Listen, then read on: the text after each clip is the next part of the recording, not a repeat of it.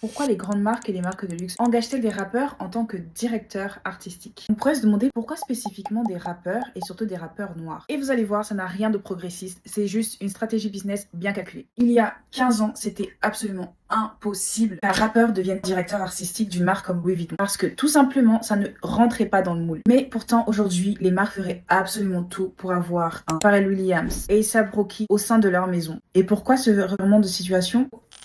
L'argent. Effectivement, pour qu'une marque de luxe garde son aura, elle doit être pertinente et rester culturellement dominante auprès de la génération Z et des jeunes consommateurs. Or, cette génération, à part le fait d'être perdue, non, je rigole, elle consomme la culture différemment. Musique, influence, réseaux sociaux, valeurs, priment plus que des logos. Aussi, elle doit s'aligner avec des visages qui incarnent l'authenticité, pas seulement la célébrité. Et on pourrait se demander pourquoi spécifiquement des rappeurs et surtout des rappeurs noirs. Tout simplement parce que le rap, c'est l'art dominant de notre époque. Et d'où elle vient? Des cultures noires. Et avant d'être des stars, ce sont d'abord des personnes authentiques qui revendiquent leur histoire et leur parcours. Et donc c'est très intéressant pour une marque de luxe parce que elle n'achète pas qu'une célébrité, elle achète une authenticité. Et surtout, ne soyons pas bêtes, l'influence économique est folle. Les marques de luxe se posent des questions très précises avant d'engager un artiste. Sa portée culturelle. Ils sont déjà connus pour leur créativité, pour leur goût pour la mode, qui ont des fans engagés, un certain branding qui les positionne entre la rue, la mode et le luxe. Donc la prochaine fois qu'une marque de luxe annonce un directeur artistique noir et surtout rappeur, faudra oublier le "oh c'est progressiste, ils voient plus les couleurs", dis donc.